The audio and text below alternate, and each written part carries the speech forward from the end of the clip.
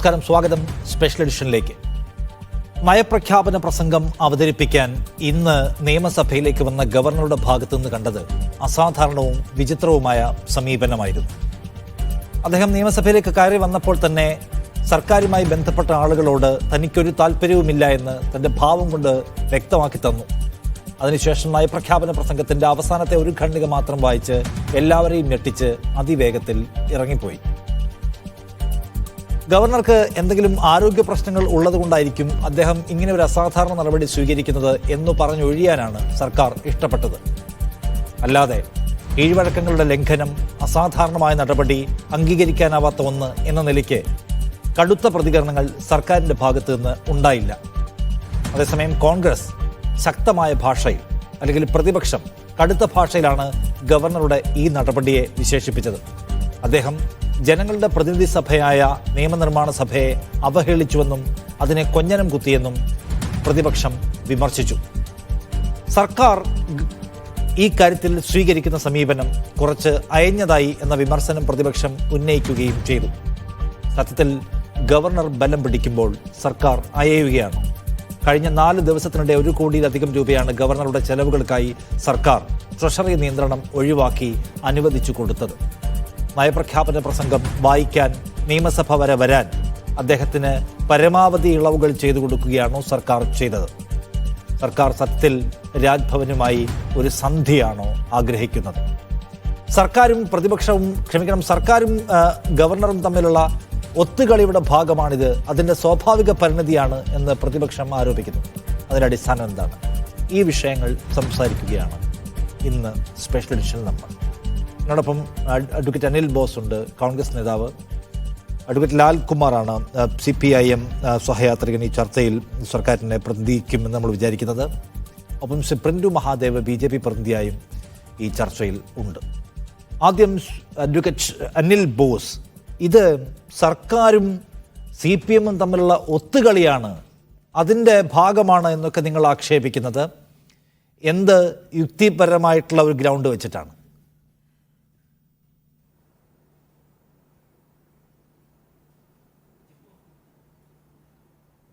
നമ്മൾ കുറേ കാലങ്ങളായി ഗവർണറും കേരള ഗവൺമെൻറ്റും തമ്മിലുള്ള, അല്ലെങ്കിൽ മുഖ്യമന്ത്രിയും തമ്മിലുള്ള തർക്കങ്ങൾ കണ്ടുകൊണ്ടിരിക്കുകയാണ്.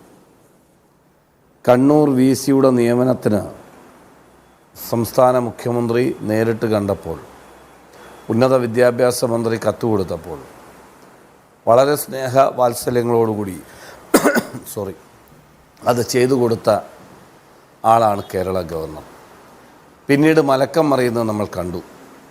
സുപ്രീം കോടതി വരെ നടത്തിയിട്ടുള്ള പോരാട്ടങ്ങളുടെ അവസാന ഫലമെന്തെന്ന് നമ്മൾ കണ്ടു, ഇല്ലേ? ലോകായുക്തയുമായി ബന്ധപ്പെട്ട് ഓർഡിനൻസ് ഇറക്കുന്നതിനെതിരായി കർക്കശ സ്വഭാവം ഉള്ള ഇടപെടൽ നമ്മൾ ഗവർണറിൽ നിന്ന് പ്രതീക്ഷിച്ചു. നമ്മൾ എന്താ കണ്ടത്?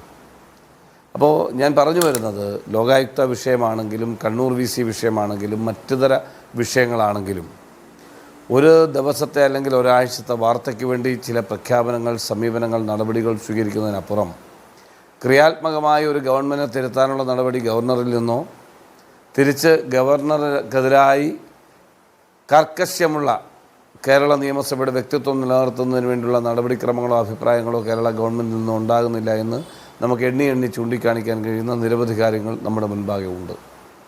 ഇപ്പോൾ ഇന്നത്തെ നയപ്രസംഗം 1 മിനിറ്റ് 27 സെക്കൻഡ്. കേരളത്തിൻ്റെ ചരിത്രത്തിൽ എല്ലാ കാലത്തും BJP വിടുന്ന, അല്ലെങ്കിൽ കേന്ദ്ര സർക്കാർ വിടുന്നവരാണ് ഗവർണറായി വരുന്ന ആളുകൾ. അത് കോൺഗ്രസ് ആയാലും BJP ആയാലും വിടുന്ന ആളുകളാണ് വരുന്നത്. അവരെ അനുകൂലിക്കുന്നവരോ പ്രതികൂലിക്കുന്നവരോ ഒക്കെ ഇവിടെ ഗവൺമെൻറ്റുകളിൽ വന്നിട്ടുണ്ട്. ഈ വരുന്ന ഗവർണർമാർ എൻ്റെ സർക്കാർ എന്ന പ്രയോഗത്തിലൂടെയാണ് നയപ്രസംഗം നടത്തുന്നത്. സർക്കാർ അവരംഗീകരിച്ച പ്രസംഗം തയ്യാറാക്കി എല്ലാ വിചാരധാരകളും ചേർത്ത്, കണക്കുകൾ ചേർത്ത് വരാനിരിക്കുന്ന പ്രവർത്തനങ്ങളെ ഉൾക്കൊള്ളിച്ചുകൊണ്ടാണ് ഈ പറയുന്ന കാര്യങ്ങൾ ഗവർണർക്ക് കൈമാറുന്നത്. ഗവർണർ അത് വന്നത് എൻ്റെ സർക്കാർ.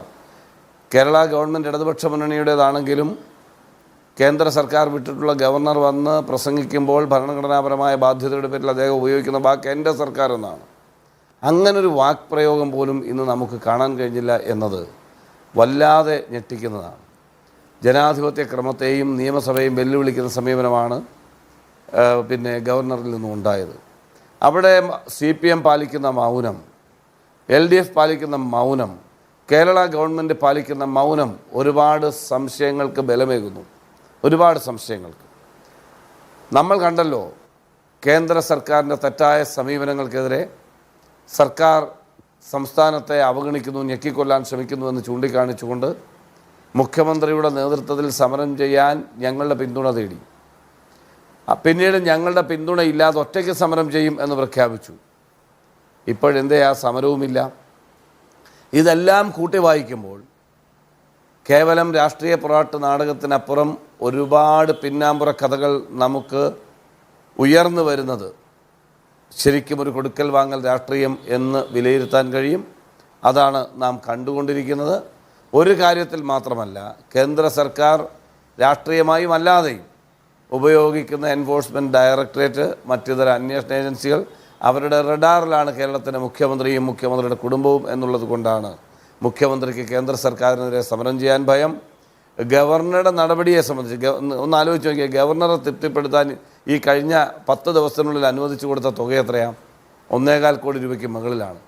വിരുന്നൊരുക്കാൻ ആ ഗവർണറുടെ അടിസ്ഥാന സൗകര്യങ്ങൾ, ആ രാജ്ഭവനുമായി ബന്ധപ്പെട്ട അടിസ്ഥാന സൗകര്യങ്ങൾക്ക് വേണ്ടി ഇതെല്ലാം എങ്ങനെയെങ്കിലും മഞ്ഞുരുകുമോ എന്ന ഒരു തോന്നൽ. ഒരു വശത്ത് വെല്ലുവിളിയുടെ സ്വരം മാധ്യമങ്ങൾക്ക് മുമ്പാകെ കാണിക്കുക, മറുവശത്ത് ഗവർണറെ സുഖിപ്പിക്കാൻ വേണ്ടി ഇല്ലാത്ത കാശ്, പാവപ്പെട്ട ആളുകൾക്ക് പെൻഷൻ കൊടുത്തിട്ട് 6 മാസമായി നിഷാദ്.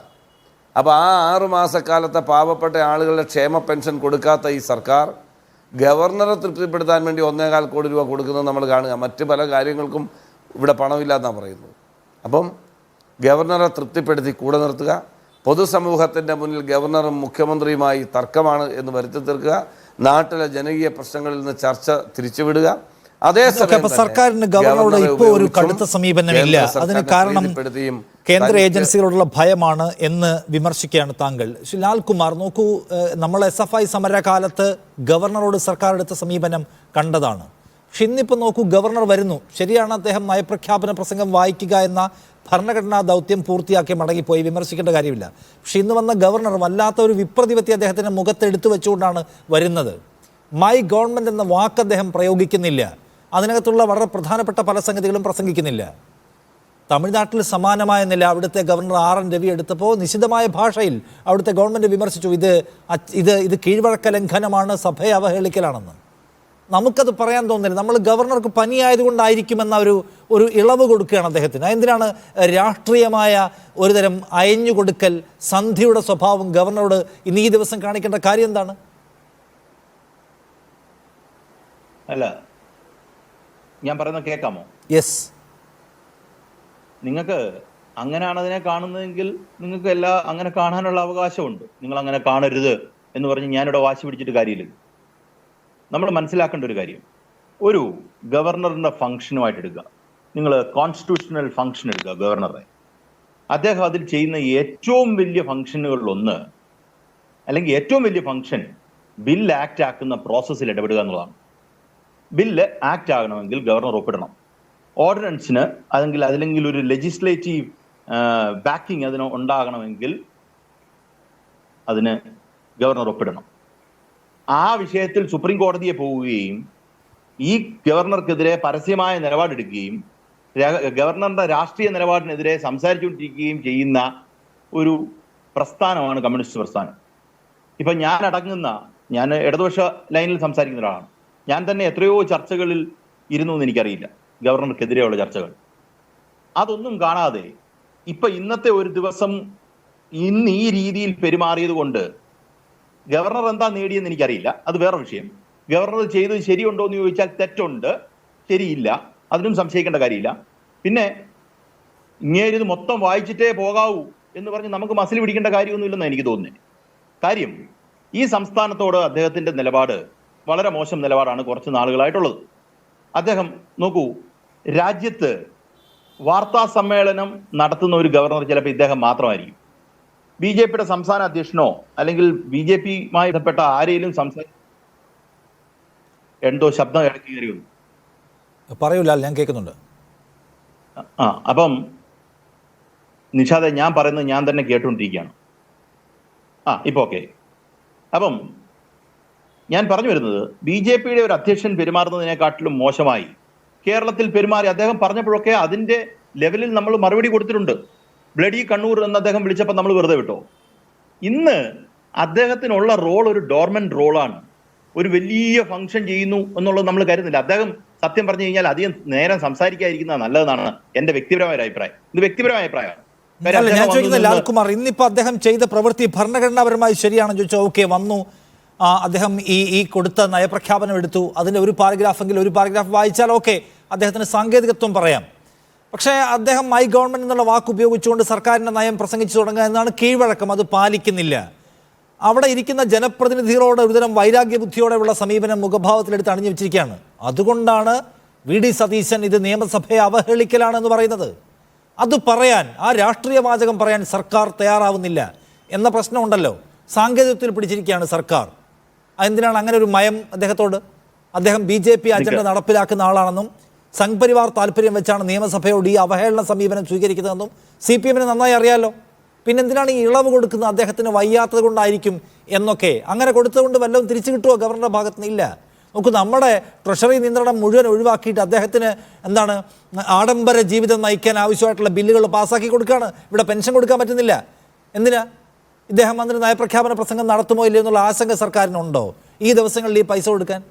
നയപ്രഖ്യാപന പ്രസംഗം നടത്തുക എന്നുള്ളത് ഭരണഘടനാപരമായ ബാധ്യതയാണ്. വേണമെങ്കിൽ വന്ന് നടത്തിയിട്ട് പോകണം, ഇല്ലേ സുപ്രീം കോടതി പറയും നടത്താൻ. അപ്പോൾ എന്തിനാണ് ഈ പറയുന്ന വഴക്കം എപ്പോഴും? അദ്ദേഹം ചാൻസലർ പദവിയിൽ ഞാൻ ഇരിക്കുന്നില്ല എന്നൊരിക്കൽ പ്രഖ്യാപിച്ചു. ഇല്ല, അങ്ങ് തന്നെ ഇരിക്കണം എന്ന് മുഖ്യമന്ത്രി വാർത്താ സമ്മേളനം നടത്തി പറയുകയാണ്. RSS അജണ്ടയുമായിട്ട് വരുന്ന ആളോട് സമവായത്തിൻ്റെ ഭാഷ എന്തിനാണ് എന്നൊരു ചോദ്യം അവിടെ ഉണ്ടല്ലോ. പറയാൻ പറ്റുന്ന സന്ദർഭങ്ങളിലൊക്കെ നന്നായി പറയണ്ടേ ലാൽ? അല്ല, നന്നായി പറയുന്നില്ല എന്നുള്ളൊരു വാദം നിങ്ങൾക്കുണ്ടെങ്കിൽ ഉണ്ട്. ഞാൻ അതിന് മൈൻഡ് പോലും ചെയ്യുന്നില്ല എന്നുള്ളതാണ് എൻ്റെ ഉള്ള പോയിന്റ്. ഞാൻ നേരത്തെ അക്ക വിട്ട് കുറേ കാര്യങ്ങൾ പറഞ്ഞു. ഇന്ന് നോക്കൂ, ഇന്ന് കൃത്യമായി EP ജയരാജൻ ഒരു പ്രസ്താവന പറഞ്ഞിട്ടുണ്ട്. അത് നിഷാദ് അങ്ങ് മറന്നുപോയി. മന്ത്രിമാർ ഇപ്പം നോക്കൂ, അദ്ദേഹത്തിൻ്റെ ഇന്നലെയിൽ നിന്ന് എന്ത് വ്യത്യസ്തമായാണ് ഗവർണർ ഇന്ന് പെരുമാറിയതെന്ന് നിങ്ങൾ എന്നോട് പറയൂ. ഇന്നലെ അദ്ദേഹത്തിൻ്റെ ഈ സർക്കാരിനോടുള്ള, ഈ നിയമസഭയോടുള്ള എന്തായിരുന്നു അദ്ദേഹത്തിൻ്റെ നിലപാട്? നിഷേധമായിരുന്നു. നോക്കൂ, ഞാൻ അതുകൊണ്ടാണ് ആദ്യം പറഞ്ഞത്, ഞാൻ പെതുക്കെ കേൾക്കൂ ഞാൻ പറയുന്നത്. ഒരു ബില്ല് പാസ്സാകുക എന്ന് പറഞ്ഞാൽ അത് ആ ബില്ലിന്റെ കസ്റ്റോഡിയൻ നിയമസഭയാണ്. അതിന് മന്ത്രിക്കും മുഖ്യമന്ത്രിക്കും ഒന്നും ഒരു റോളുമില്ല, പിണറായി വിജയനൊന്നും ഒരു റോളില്ല. ആ ബില്ല് പാസ്സാക്കാതെ കക്ഷത്തിൽ വെച്ചുകൊണ്ടിരിക്കുന്ന ഒരാളെന്ന് പറഞ്ഞാൽ അപ്പോഴും അദ്ദേഹം നിയമസഭയാണ് അവഹേളിക്കുന്നത്. അല്ലേ? നിങ്ങൾക്ക് അങ്ങനെ മനസ്സിലാക്കാൻ പറ്റാത്തത്? അപ്പോഴും അദ്ദേഹം നിയമസഭയെ അവഹേളിച്ചു. ഈ VD സതീശന് ഇത് തോന്നിയില്ലല്ലോ നിയമസഭ അവഹേളിച്ചെന്ന്.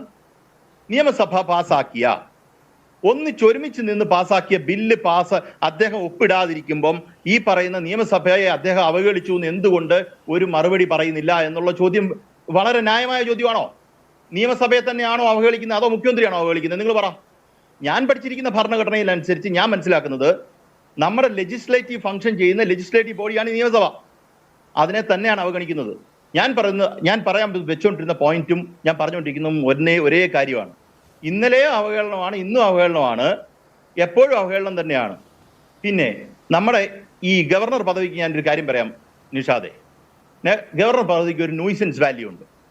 സെൻട്രലിരിക്കുന്ന സർക്കാർ നമ്മളെ ഉപദ്രവിക്കണമെന്ന് തീരുമാനിച്ചാൽ, ഇങ്ങനൊരാളെ ഇങ്ങോട്ട് കെട്ടിയിറക്കിയാൽ ഈ അഡ്മിനിസ്ട്രേഷൻ എന്ന് പറഞ്ഞ സാധനം നടക്കാത്ത അവസ്ഥയാവും. അഡ്മിനിസ്ട്രേഷൻ എന്ന് പറയുന്ന കാര്യം, അദ്ദേഹം he's just A nominal head, പക്ഷേ എന്നാലും അഡ്മിനിസ്ട്രേഷൻ നടക്കാതാവും. കോൺഗ്രസ് പറയുന്ന രീതിയിൽ ഗുസ്തി പിടിക്കുക എപ്പോഴും അഡ്മിനിസ്ട്രേഷൻ എഫിഷ്യൻസിയിൽ നടക്കത്തില്ല. കാര്യം നമ്മൾ ഓരോ മന്ത്രിമാരും മുഖ്യമന്ത്രി ഉൾപ്പെടെയുള്ള ആൾക്കാർ യഥാർത്ഥത്തിൽ ഇവിടെ അഡ്മിനിസ്ട്രേഷൻ നടത്താനും അഡ്മിനിസ്ട്രേറ്റീവ് പാരാലിസിസ് ഉണ്ടാക്കാനും അല്ല ഇവിടെ നമ്മൾ ഭരണം നടത്തുന്നത്. അപ്പം നമുക്ക് കാര്യങ്ങൾ മുന്നോട്ട് പോകേണ്ടതായിട്ടുമുണ്ട്. ഓരോ ദിവസവും നമുക്ക് സുപ്രീം കോടതിയിൽ പോകാനും, നിങ്ങൾ പറഞ്ഞല്ലോ സുപ്രീം കോടതി പൊക്കൂടെ എന്ന് വെച്ച് കഴിഞ്ഞാൽ എത്ര ദിവസം വേണം സുപ്രീം കോടതി ഒരു പെറ്റീഷൻ കഴിഞ്ഞ് കാര്യങ്ങൾ അഡ്ജുഡിക്കേറ്റ് ചെയ്ത് റിസൾട്ടിലേക്ക് വരാൻ? നിങ്ങൾ പറ. അപ്പൊ നിങ്ങൾ ഉള്ള കാര്യം ഉള്ള പോലെ പറയാൻ വളരെ ന്യായമായിട്ടാണ് പറയുന്നതെങ്കിൽ നിങ്ങൾക്ക് ന്യൂസൻസ് വാല്യൂവിന്റെ കാര്യം ലാല് പറയാണ്. ഈ മാന്യൻ എന്തിനാണ് വന്നിട്ടുള്ളത്? RSSന്റെ പ്ലാനുമായിട്ട് വരുന്നു എന്ന് പറയുന്ന ഒരാളോട് നിങ്ങൾ പിന്നെ ഏത് സന്ധി, ഇവിടെ ഏത് സമവായത്തിന്റെ ഭരണഘടനാ മൂല്യങ്ങളെ വെച്ചുള്ള ഒരു ചർച്ചയുടെ സാധ്യതയാണ് തേടുന്നത്? ഇപ്പൊ ഈ ഡൽഹിയിൽ നടത്താൻ പോകുന്ന സമരം പോലും ഏറ്റവും അവസാനത്തേക്ക് വെക്കേണ്ടി വരുന്നത് എന്തിനാണ്? ഇത് RSSന്റെ പ്ലാനാണെന്ന് മനസ്സിലാക്കി എങ്ങനെയാണോ അതിനോട് പ്രതികരിക്കേണ്ടത് അത് ടൈംലി പ്രതികരിക്കുക എന്നുള്ളതാണല്ലോ. അതായത് നമുക്ക് RSSനോട് പരമാവധി സമവായത്തിന് ലൈൻ നോക്കാം എന്നാണോ ഈ സർക്കാർ വിചാരിച്ചിരിക്കുന്നത്? അപ്പുറത്തേക്ക് നോക്കണം, അപ്പുറത്ത് തമിഴ്നാടെന്നൊരു സ്റ്റേറ്റ് ഉണ്ട്. അപ്പൊ നിഷാദ് നേരത്തെ നിയമസഭയെ അവഗണിച്ചു എന്നുള്ള പോയിന്റ് വിട്ടു അല്ലേ? ഞാൻ ആ മറ്റേ കൗണ്ടർ ബില്ലിന്റെ കാര്യം പറഞ്ഞപ്പോൾ നിഷാദ് അതങ്ങ് വിട്ടു എന്ന് ഞാൻ കരുതുന്നു. അല്ല, ബില്ലിന്റെ കാര്യത്തിലും സർക്കാർ സുപ്രീം കോടതി ഇപ്പോൾ നന്നായി വൈകിട്ടെന്നുള്ള അഭിപ്രായം എനിക്കുണ്ട്. അല്ല, നിങ്ങൾ വൈകിയുള്ളതിനെ കുറിച്ച് നിങ്ങൾ പറഞ്ഞു. അപ്പൊ നിയമസഭയെ അവഹേളിച്ചു എന്നുള്ള കാര്യത്തിൽ നിഷാദ് നമ്മളോട് സമ്മതിച്ചല്ലോ അല്ലേ? അത്രമാത്രം എനിക്ക് കേട്ടാൽ മതി. മോശക്കാരാ, ഇതിനേക്കാൾ വലിയ അവഹേളനമാണ് എന്ന കാര്യത്തിൽ എനിക്കൊരു തർക്കമില്ല. അത്ര കേട്ടാ മതി. ബാക്കി അവിടെ നിൽക്കട്ടെ, ബാക്കി എന്റെ ഡ്യൂട്ടിയാണല്ലോ. ഞാൻ നേരത്തെ പറഞ്ഞ പോലെ ഒരു ഓത്ത് ഓഫ് ദി ഗവർണറിനകത്ത് വെൽഫെയർ ഓഫ് ദ പീപ്പിൾ എന്ന് പറയുന്നത് വലിയ ഒരു കാര്യമാണ്. നമ്മളൊരു സ്ഥാനത്തിരിക്കുകയും നമുക്ക് ഒരു ബുദ്ധിമുട്ടുണ്ടാക്കാൻ പറ്റുകയും ചെയ്യുവാണെങ്കിൽ ഈ പറയുന്ന രീതിയിൽ നിങ്ങൾക്ക് നിങ്ങളുടെ അഡ്മിനിസ്ട്രേഷനെ മൊത്തം പാരാലിസിസ് ആക്കിക്കൊണ്ട് പോവുകയാണെങ്കിൽ നമുക്ക് ചാനലിൽ വന്നിരുന്ന് കയറിയിരുന്ന് പറയാം ഓരോ പ്രാവശ്യവും ഗവർണർക്കെതിരെ വാളെടുക്കണമെന്ന്. പറ്റില്ല നിഷാദെ, നിങ്ങൾ യാഥാർത്ഥ്യത്തിലേക്ക് പോവാ. നിങ്ങൾ പറഞ്ഞ രീതിയിൽ നമുക്ക് രാഷ്ട്രീയമായി പ്രതികരിക്കാം. അത് സത്യമാണ്. നിങ്ങൾ പറഞ്ഞ രീതിയിൽ പ്രതിഷേധിക്കണം. രാഷ്ട്രീയമായ വിഷയങ്ങളിൽ പ്രതികരിക്കേണ്ടതായിട്ടുണ്ട്. അത് നമ്മൾ ഒരെണ്ണം പോലും വിട്ടിട്ടില്ലെന്ന് തന്നെയാണ് നമ്മൾ പറയുന്നത്. അത് നിങ്ങൾക്ക് ഇഷ്ടപ്പെട്ടോ ബോധ്യപ്പെട്ടോ എന്നുള്ള ചോദ്യത്തിലാണ് ഇവിടെ പ്രശ്നം വരുന്നത്. ഇന്ന് രാവിലെ ഇദ്ദേഹത്തിന് എന്ത് ചെയ്യണമായിരുന്നു? അന്ന് പിടിച്ചിരുത്തി അന്ന് നിങ്ങൾ ഇത് പറഞ്ഞിട്ട് പോയാൽ മതി. മുഖ്യമന്ത്രി പ്രതികരിക്കുന്ന ഭാഷയിൽ വേണ്ടാത്ത ഒരു സമവായത്തിന്റെ സ്വരം ആ ചെയ്തത് ജനാധിപത്യത്തോടുള്ള നെറികേടാണ് എന്നൊക്കെ പറയാലോ. അപ്പൊ അത് പറഞ്ഞില്ല എന്നുള്ളതാണ് ഇവിടുത്തെ പ്രശ്നം. അല്ല, സമീപനത്തിൽ പ്രശ്നമുണ്ട്. ആ സമീപനത്തിൽ പ്രതിപക്ഷം ഇത് നിയമസഭയോടും ജനപ്രതിനിധി സഭയോടുള്ള അവഹേളനമാണ് എന്ന് പറയുമ്പോൾ അദ്ദേഹത്തിന് പനി ആയതുകൊണ്ടായിരിക്കും എന്ന് പറയാണ് നിങ്ങൾ. ആ സമീപന പ്രശ്നം പറഞ്ഞത്. നിഷാദേ, അദ്ദേഹത്തിന് പനി ആയിരിക്കും എന്ന് പറയുന്നതിൽ മേലൊരു അവഹേളനം വേറൊന്നുണ്ടോ? അല്ലെ നിൽക്കാൻ വയ്യാഞ്ഞോട്ടായിരിക്കും എന്ന് പറഞ്ഞു കഴിഞ്ഞാൽ ഇതിൽ കൂടുതൽ അവഹേളനം വല്ലതും ഉണ്ട്? ഞാൻ മനസ്സിലാക്കുന്നത്, ഞാനിപ്പോ അദ്ദേഹത്തിന് അത്യാവശ്യമായിട്ട് വീട്ടിൽ പോയി ഗുളിക കഴിക്കണമെന്നുണ്ടായിരുന്നു, അല്ല നിൽക്കാൻ പറ്റാത്ത പനി ആയതുകൊണ്ട് നല്ല ചൂടുണ്ടായിരുന്നു എന്ന് പറഞ്ഞു കഴിഞ്ഞാൽ അതിന്മേലൊരു അവഹേളനം ഇല്ലെന്നാണ് ഞാൻ കരുതുന്നത്. ശരി, അത് നിഷാദ് അങ്ങനെ ലൈറ്റർ വെയിനിലാണ് അത് കണ്ടത്. ഈ നീ ഇൻസൾട്ട് ചെയ്യുന്നതിന്റെ മാക്സിമത്തിലുള്ള ഒരു സെന്റൻസാ. പിന്നെ നിങ്ങൾ ഇൻസൾട്ട് ആണോ ചെയ്യുന്നതെന്ന് ചോദിച്ചു കഴിഞ്ഞാൽ പിന്നെ ഒന്നും പറയാനില്ല അതിനകത്ത്. അല്ല, നിങ്ങൾ ആത്മാർത്ഥമായിട്ട് ആലോചിക്കുക. ഗവർണർ പോലും നയപ്രഖ്യാപന ചടങ്ങിൽ വന്നിട്ട് ഗവർണറോട് നമ്മൾ പറയാണ് അദ്ദേഹത്തിന് പനി ആയിരിക്കും എന്ന് പറഞ്ഞാൽ നിങ്ങൾ എന്താർത്ഥം? സർക്കാർ അതിനെ ലൈറ്റർ വെയിനിൽ ആണ് മറുപടി പറഞ്ഞതാണോ നിങ്ങൾ കരുതുന്നത്? അത്ര മതി ഈ ഗവർണർക്ക്. ഞാൻ അങ്ങനെ അതിനെ കാണുന്നേ. മനസ്സിലായില്ലേ? പനിയായിരിക്കും, അല്ലെങ്കിൽ അദ്ദേഹത്തിന് നിൽക്കാൻ കാലുവേദനയായിരിക്കും. ഒരു മന്ത്രിയാ കേരളത്തിലെ പറയുന്നത്. അതിന്റെ അർത്ഥം അത്രേ ഉള്ളൂന്നാ. അല്ല, നിങ്ങൾ പറയുന്ന പോലെ ആ സാധനത്തിനെ വളരെ മോശമായ രീതിയിൽ എടുത്തു എന്നുള്ളതുകൊണ്ടല്ല. അങ്ങനെ നിങ്ങളൊരു അധിക വായന വായിക്കുകയാണ്. ഈ പറയുന്ന സർക്കാർ ഇദ്ദേഹത്തെ പേടിച്ച് ഒക്കെ ചെയ്താന്ന് നിഷാദ് റാവുത്തറിന്റെ മീഡിയ വണ്ടെ പ്ലാറ്റ്ഫോമിൽ ഇരുന്ന് പറയാം. ഞാൻ അതിനെ എതിർക്കത്തൊന്നുമില്ല. കാര്യം നിഷാദിന് പറയാനുള്ള അവകാശമുണ്ട്. ഇതുപോലുള്ള പല ചർച്ചകളിലും പല കാര്യങ്ങളും പറയുന്നതുമാണ്, നമ്മൾ കേട്ടിട്ടുള്ളതാണ്. പക്ഷേ നിഷാദ് ഇന്ന് വരാഞ്ഞ്, അല്ലെങ്കിൽ നിഷാദ് എന്തുകൊണ്ട് ഫാസിസത്തിനെതിരെ പ്രതികരിച്ചില്ല എന്ന് ചോദിക്കുമ്പോൾ നിഷാദിന് പനിയായിരുന്നു എന്ന് പറഞ്ഞു കഴിഞ്ഞാൽ നിഷാദിന് ഇൻസൾട്ട് ആവുമോ ഇല്ലയോ? ശരി, ഞാൻ ആ പോയിന്റ് എടുത്തു. ഞാനൊന്ന് വരാം. പ്രിന്റു മഹാദേവ് BJP പ്രതിനിധിയോടൊപ്പം ഉണ്ട്. പ്രിന്റു, എന്താണ് ഗവർണറുടെ പ്രശ്നം? അദ്ദേഹത്തിന് വയ്യേ? നിഷാദ് സാർ, ഇന്ന് ഗവർണർ എടുത്തിട്ടുള്ള 100% ധീരമായിട്ടുള്ള നിലപാട് സത്യത്തിൽ ഈ കേരള ജനതയോടുള്ള അദ്ദേഹത്തിന്റെ ആത്മാർത്ഥതയും കമ്മിറ്റ്മെന്റുമായിട്ട് നമ്മൾ കണ്ടാൽ മതി. 2 കാര്യങ്ങളാണുള്ളത്. ഒന്നാമത്തെ കാര്യം, ഭരണഘടനാപരമായി അദ്ദേഹം ചെയ്യേണ്ട ദൗത്യം കൃത്യമായി നിർവഹിച്ചു. പ്രസംഗം 1 മിനിറ്റ് 15 സെക്കൻഡ് ആണെങ്കിലും നയപ്രഖ്യാപനം നടത്തിയിട്ടാണ് ഗവർണർ പോയിട്ടുള്ളത്. അതിൽ സാങ്കേതികമായിട്ട് ഭരണഘടനാപരമായിട്ടുള്ള യാതൊരു പ്രശ്നവുമില്ല. അത് ഒന്നാമത്തെ കാര്യം. രണ്ടാമത്തെ ഒരു കാര്യം എന്ന് പറയുന്നത്, ഈ കപട നയപ്രഖ്യാപനത്തിന്റെ പൊള്ളത്തരങ്ങൾ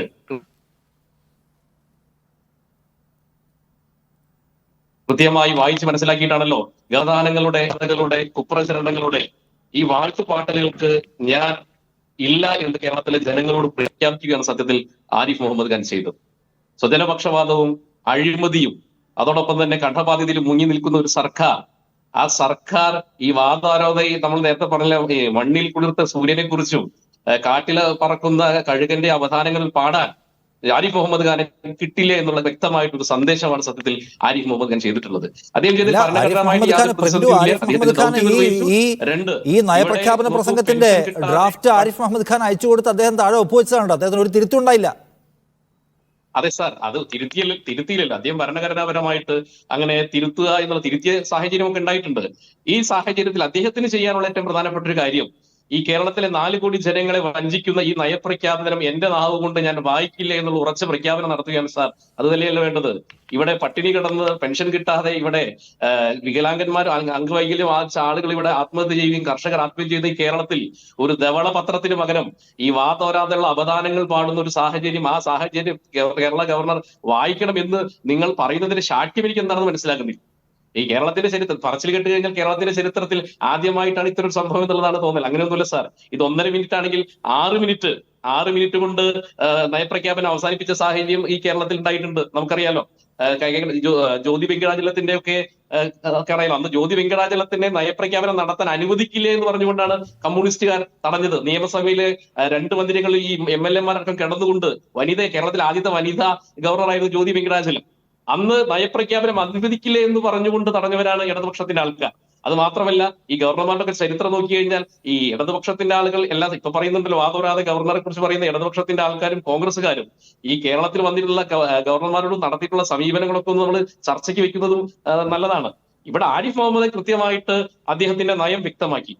ആ നയം എന്ന് പറയുന്നത് ഭരണഘടനാപരമായ ദൗത്യം അദ്ദേഹം നിർവഹിച്ചിരുന്നു. രണ്ടാമത്തെ ഒരു കാര്യം, ഇതിനകത്ത് സാങ്കേതികപരമായിട്ട്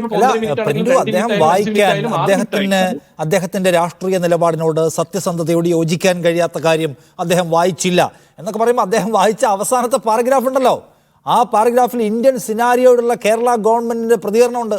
അത് അദ്ദേഹം വായിച്ചിട്ടുണ്ട്. സ്മാരകങ്ങളിലും കെട്ടിടങ്ങളിലുമല്ല ഇന്ത്യയുടെ പൈതൃകം കുടികൊള്ളുന്നത്. നമ്മുടെ മഹത്തായ പൈതൃകം നിങ്ങൾ ഉണ്ടാക്കുന്ന കെട്ടിടങ്ങളിലോ നിങ്ങൾ ഉണ്ടാക്കുന്ന പ്രതിമകളിലോ അല്ല എന്നത് ഈ സർക്കാരിന്റെ ഈ മുന്നണിയുടെ നയമാണ്. അത് വായിച്ചില്ലേ? ക്രക്സ് വായിച്ചില്ലേ?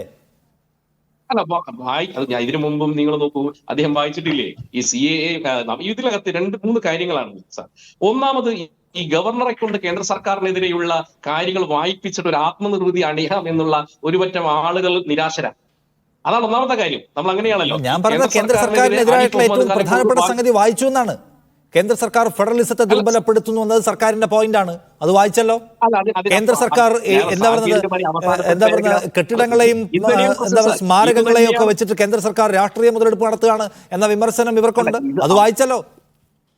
അതുകൊണ്ട് അദ്ദേഹം അത് അങ്ങനെയാണെങ്കിൽ അദ്ദേഹം വായിച്ചില്ലേ എന്ന് പറഞ്ഞില്ലേ? അവസാനത്തെ പാരഗ്രാഫ് വായിച്ച് അദ്ദേഹം അവസാനിപ്പിച്ചു. അതിനപ്പുറത്തുള്ള പാരഗ്രാഫ് ഉണ്ടല്ലോ സാർ. 63 പേജ് ഞാൻ ചോദിക്കുന്നത് അതല്ല. നോക്കൂ, ശരിയാണ്, മുഴുവൻ വായിക്കേണ്ട കാര്യമൊന്നുമില്ല. ഓൾറെഡി അദ്ദേഹം ഭരണഘടനാപരമായ അതിന്റെ കമ്മിറ്റ്മെന്റ് പൂർത്തിയാക്കി കഴിഞ്ഞു. ഇതിനു മുമ്പ് മുഴുവൻ വായിക്കാത്ത ഗവർണർമാരുണ്ടായിട്ടുണ്ട്. ഈ ന്യായമൊക്കെ പറയാം. പക്ഷെ എന്തിനാണ് നിയമനിർമ്മാണ സഭയോട് ഇങ്ങനെ ഒരു വൈരാഗ്യ സമീപനം സ്വീകരിക്കുന്നത്? ഇന്ന് രാവിലെ കടന്നു വരുമ്പോൾ അദ്ദേഹത്തിന് ചിരിക്കാൻ കൂടി തോന്നുന്നില്ല. അദ്ദേഹം ഈ പൂച്ചണ്ട് വാങ്ങിച്ച് അപ്പം തന്നെ അടുത്ത ആൾക്ക് കൊടുക്കുന്നു, മുഖത്ത് നോക്കുന്നില്ല. പ്രതിപക്ഷ നിരയോട് പോലും അദ്ദേഹം ഒന്ന് ചിരിക്കുകയോ അവരെ നോക്കുക പോലും ചെയ്യുന്നില്ല. ഈ നിയമനിർമ്മാണ സഭയോട് ആകെ എനിക്ക് പുച്ഛമാണ് എന്ന മട്ടിൽ ഒരുതരം വൈരാഗ്യ ബുദ്ധിയോടെയുള്ള സമീപനം കാണിക്കുകയാണ് അദ്ദേഹം. ഒരു സ്ഥലത്ത് വരുമ്പോൾ സാധാരണ നിലയ്ക്ക് പ്രസിഡന്റ് ലോക്സഭയിൽ വന്നിട്ട് നയപ്രഖ്യാപന പ്രസംഗം നടത്തുമല്ലോ മോദി സർക്കാരിൻ്റെ. അപ്പോൾ അവരങ്ങനെയാണോ ബിഹേവ് ചെയ്യുക? ഇതെന്തിനാണ് ഈ സഭയോടാകെ ഒരു വിരോധ സമീപനം? ഈ ഒരുതരം എന്താ പറയുക, ഒരു പരിധി കവിഞ്ഞ് പ്രായമായ മനുഷ്യർക്ക് ഒരു പ്രത്യേക തരത്തിലുള്ള ഈ കെറിവുകൾ ഉണ്ടാവില്ല, അത് കാണിക്കുന്നതിനാണ്. അങ്ങനെ കെറുവായിട്ട് സാർ ഇതിനെ കാണാൻ പറ്റുമോ? നമുക്കറിയാലോ, കഴിഞ്ഞ ഡിസംബർ 10 മുതൽ 10-11 തീയതിയിലാണ് ഈ ഗവർണർക്കെതിരെ SFI-കളായ ക്രിമിനലുകളെ ഉപയോഗിച്ചുകൊണ്ടുള്ള സമരാവാസം നമ്മൾ കേരളത്തിൽ കണ്ടത്. ഒരു വന്ധ്യവയോധികൻ എന്ന രീതിയിലോ കേരളത്തിന്റെ ഗവർണർ യാതൊരു മര്യാദകളും ഇല്ലാത്ത ഒരു മനുഷ്യനെ എത്ര ക്രൂരമായിട്ടാണ് ഈ കേരളത്തിൽ വേട്ടയാടിയത് സാർ. അപ്പോൾ ഈ പറയുന്ന ജനാധിപത്യ മൂല്യങ്ങളും മര്യാദകളും ഈ ഭരണഘടനയൊക്കെ എല്ലാവർക്കും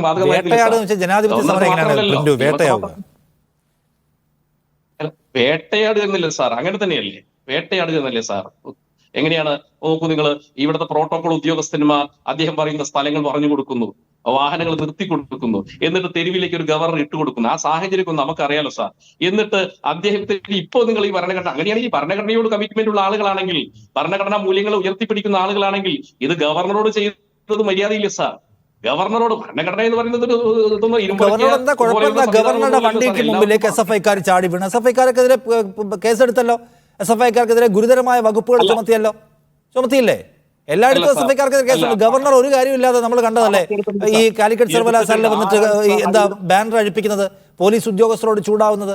അദ്ദേഹത്തിന്റെ എല്ലാ പ്രിവിലേജും ഇവിടെ അനുവദിക്കപ്പെടുന്നുണ്ട്. ഈ നാട്ടിൽ പെൻഷൻ കൊടുക്കാൻ പൈസ ഇല്ലാത്തപ്പോൾ അദ്ദേഹത്തിന്റെ ചായ സൽക്കാരത്തിനും വിരുന്ന് സൽക്കാരത്തിനൊക്കെ ആയിട്ട് രൂപ 1.25 കോടിയാ കഴിഞ്ഞ 10 ദിവസത്തിനിടയ്ക്ക് ട്രഷറി നിയന്ത്രണം ഒഴിവാക്കി അനുവദിച്ചു കൊടുത്തത്. ഈ രാജ്ഭവൻ നടത്തിക്കൊണ്ട് പോകാനുണ്ടല്ലോ. നരേന്ദ്രമോദിയുടെ താല്പര്യത്തെ മുൻനിർത്തി ഈ സംസ്ഥാനത്തെ ബുദ്ധിമുട്ടിക്കുന്നതിന് നമ്മൾ നികുതി പണം കൊടുത്തുകൊണ്ടിരിക്കുകയാണ്. ഇവിടെ ജീവിക്കാൻ നിവൃത്തിയില്ല എന്ന് ഓർക്കണം, അതിൽ നിന്ന് പിടിച്ചിട്ട്. അപ്പൊ എന്ത് കുഴപ്പമാണ് ഗവർണർക്ക്? ഗവർണർക്ക് ചായയുടെ പൈസ പോലും കുറയ്ക്കുന്നില്ല. നിഷാന്ത് സാർ, നമ്മൾ ഇതിനു മുമ്പ് ഈ കേരളത്തിന്റെ പ്രതിസന്ധിയെ കുറിച്ച് നമ്മൾ കൃത്യമായി ചർച്ച ചെയ്തിട്ടുള്ളത്. ഗവർണറാണ് ഉത്തരവാദിത്വം, നരേന്ദ്രമോദിയാണ് ഉത്തരവാദിത്വം. സാങ്കേതികമായി നിങ്ങൾ അത് പറഞ്ഞോളൂ. പക്ഷേ നിങ്ങൾ മനസ്സിലാക്കേണ്ടത്, ഞാൻ ചോദിക്കുന്ന ആരുടെ ഉത്തരവാദിത്വം ആയിക്കോട്ടെ, സംസ്ഥാനത്തിന് സാമ്പത്തിക പ്രതിസന്ധിയുണ്ട്. നിങ്ങൾ പറയുന്നത് പിണറായി വിജയൻ ഭരിച്ചു മുടിച്ചതിന്റെ ഭാഗമായിട്ടാണ്. എന്നാൽ പോലും ഗവർണർക്ക് കുറയ്ക്കുന്നില്ലെന്നാണ് ഞാൻ പറഞ്ഞത്. വേറെ എല്ലാം കുറയ്ക്കുകയാണ്, ഗവർണർക്ക് കുറയ്ക്കുന്നില്ലല്ലോ. പിന്നെ ഗവർണറെ ആര് വേട്ടയാടിയെന്നാണ്? ഗവർണർക്കെതിരെ പ്രതിഷേധിച്ച ഭരണമുന്നണിയുടെ അടുപ്പക്കാരായ SFIക്കാർ അവർക്കെതിരെ 124 ചുമത്തിയത്. എന്താ ഗവർണർക്ക് ഇവിടെ പറ്റിയ? ഗവർണറുടെ രോമത്തിൽ ആരെങ്കിലും ഇവിടെ തൊട്ടോ? ഗവർണർ ഒരു പക്കാ രാഷ്ട്രീയക്കാരനെ പോലെ നാഴികയ്ക്ക് 40 വട്ടം മാധ്യമങ്ങൾക്ക് സൗണ്ട് ബൈറ്റ് കൊടുത്ത് രാഷ്ട്രീയ പ്രതികരണം നടത്തി സകല വിഷയത്തിലും ഇടപെട്ട് ഇങ്ങനെ നടക്കുന്നു അദ്ദേഹത്തിന് അതാകാമെങ്കിൽ തിരിച്ചുള്ള സമരവും നേരിടാൻ, ജനാധിപത്യ രൂപിയായ സമരത്തെ നേരിടാൻ അദ്ദേഹത്തിന് ബാധ്യതയുണ്ട്. അങ്ങനെയല്ല സാർ, ഭരണഘടനാ പദവി വഹിക്കുന്ന ഒരു വ്യക്തിയെ എത്ര രീതിയിലാണ് ഈ കേരളത്തിൽ അപമാനിച്ചത്? നിങ്ങൾ മുഖ്യമന്ത്രി ഭരണഘടനാ പദവി വഹിക്കുന്ന ആളല്ലേ, ഗവർണർ മാത്രമാണ്. അല്ല, ഞാൻ പറയട്ടെ സാർ, ഒന്ന് പറയാൻ അനുവദിക്കും. അപ്പനെയും അപ്പൂപ്പനെയും അടക്കമുള്ള ആളുകളെ ബാനറുകളിൽ നിങ്ങൾ എത്ര മോശമായിട്ടാണ് അവഹേളിച്ചത്. അത് മാത്രമല്ല, അന്ന് ആ സംഭവം സത്യത്തിൽ ഗവർണർ ഈ സ്റ്റെൻഡിലേക്ക് എങ്ങനെയാ വരുന്നത്? അദ്ദേഹത്തിന് പ്രോട്ടോകോൾ പോകുന്ന വാഹനം കൃത്യമായിട്ട് നിർത്തി കൊടുത്തപ്പോഴാണ് സാർ അദ്ദേഹത്തിന്റെ വാഹനം നിർത്തേണ്ട സാഹചര്യം ഉണ്ടാകുന്നത്. നമുക്കറിയാലോ, അതിനുള്ള സാഹചര്യം ഒരുക്കി കൊടുത്തത് ആരാ? ഇവിടുത്തെ ഇന്റലിജൻസ് സംസ്ഥാന സർക്കാരുമല്ലേ. അല്ലെങ്കിൽ ഒരു കാരണവശാലും സാർ ഈ രാഷ്ട്രപതിയുടെയും ഗവർണറുടെയും മുഖ്യമന്ത്രിയുടെയും വാഹനമൊന്നും പ്രോട്ടോകോൾ വാഹനങ്ങൾ നിർത്താതെ സാർ കേരളത്തിൽ ഒരു തെരുവിൽ ഒരാൾക്കും തടയാൻ പറ്റില്ല. അതൊക്കെ നിങ്ങൾ ഈ നീതിന്യായമൊക്കെ പറഞ്ഞിട്ട് വേണമെങ്കിൽ നിങ്ങൾ സാങ്കേതികമായിട്ട് പറയാം. സത്യത്തിൽ ഈ ബോധപൂർവ്വം ഈ കേരളത്തിൽ ഈ സ്റ്റെൻഡിലേക്ക്, ഈ സർക്കാർ നല്ല ഏറ്റുമുട്ടലിലേക്ക് ഇവിടെ വിളിച്ചു വരുത്തിയത് ഇവിടുത്തെ ഇടതുപക്ഷമാണ്. സ്വാഭാവികമായിട്ട് അദ്ദേഹത്തിനോട് കാണിക്കുന്ന അതേ മര്യാദ, ആ മര്യാദ എന്ന് പറയുന്നത് തിരിച്ചുണ്ടാവില്ല സാർ. അങ്ങനെയാണല്ലോ ഭരണഘടനാ മൂല്യങ്ങൾ വഹിക്കുന്ന ഒരു വ്യക്തിയെ നിങ്ങൾ ഇങ്ങനെ അപമാനിക്കുമ്പോൾ അദ്ദേഹം അവിടെ വന്നിട്ട് നയപ്രഖ്യാപനം നടത്താതിരുന്നില്ലല്ലോ, ഒന്നും തിരുത്താൻ പറഞ്ഞില്ലല്ലോ. അദ്ദേഹം ചെയ്യേണ്ട കാര്യങ്ങളും കടമകളും കൃത്യമായി ചെയ്തിട്ടാണ് അദ്ദേഹം പോയിട്ടുള്ളത്. അതിനെക്കുറിച്ച് ആർക്കും ആക്ഷേപമൊന്നുമില്ലല്ലോ. സംസ്ഥാന സർക്കാരിന് പോലും വ്യക്തമായിട്ട് ആക്ഷേപമുണ്ടെന്ന് എനിക്ക് തോന്നുന്നില്ല. പിന്നെ നിങ്ങളുടെ പ്രശ്നം നരേന്ദ്രമോദിക്കെതിരെയും കേന്ദ്ര സർക്കാരിനെതിരെയും ഇങ്ങനെ ആരിഫ് മുഹമ്മദ് ഖാൻ പറഞ്ഞത് കേട്ടിട്ട് അത് കോൾമേർ കൊള്ളാനുള്ള സാഹചര്യം ഈ കേരളത്തിൽ ഉണ്ടായില്ല. അതിന്റെ ഒരു ചുരുക്കിൽ ഇവിടെ കുറെ ആളുകൾക്ക് ഇങ്ങനെ അതിന്റെയായിട്ടുള്ള ഒരു പ്രശ്നമാണ് കേരളത്തിൽ ഇപ്പോഴുള്ളത്. അനിൽ ബോസ്, ഇവിടെ പ്രതിപക്ഷം ഇന്നിപ്പോ ഗവർണർ നിയമസഭയിൽ നിന്ന് ആ വിധത്തിൽ ഇറങ്ങിപ്പോയത് സഭയോടുള്ള അവഹേളനമാണെന്നുള്ള വലിയ വർത്താനമൊക്കെ പറഞ്ഞു. അതിനേക്കാൾ വലിയ അവഹേളനം ബില്ലുകൾ പിടിച്ചു വെക്കുന്ന കാര്യത്തിലടക്കം സഭയെ അവഹേളിക്കുന്ന സമീപനം സ്വീകരിച്ചിട്ട് നിങ്ങൾക്ക് ഈ കർശന സമീപനം ഗവർണറോട് ഉണ്ടായിട്ടില്ല. ഗവർണർ സംസ്ഥാനത്തിന്റെ സ്വതന്ത്ര സഞ്ചാരത്തെ തടയുമ്പോഴെല്ലാം ഇത് സർക്കാരും ഗവർണറും തമ്മിലുള്ള ഒത്തുകളിയാണെന്ന് പറയുകയാണ് നിങ്ങൾ തന്നെയാണ് ഈ രാജ്യത്ത് ഏറ്റവും അധികം ഗവർണർമാരെ കൊണ്ടുള്ള പ്രയാസം അനുഭവിച്ച ഒരു പാർട്ടി എന്ന സമകാലിക യാഥാർത്ഥ്യം നിൽക്കെ ഇവിടെ മാത്രം നിങ്ങളത് അംഗീകരിക്കുന്നില്ല. നിങ്ങൾക്ക് ഓരോ സമയത്തും ഓരോ നിലപാടാണ് ഗവർണറോട്. നല്ല വിമർശനമുള്ള മറുപടി എന്നാണ്.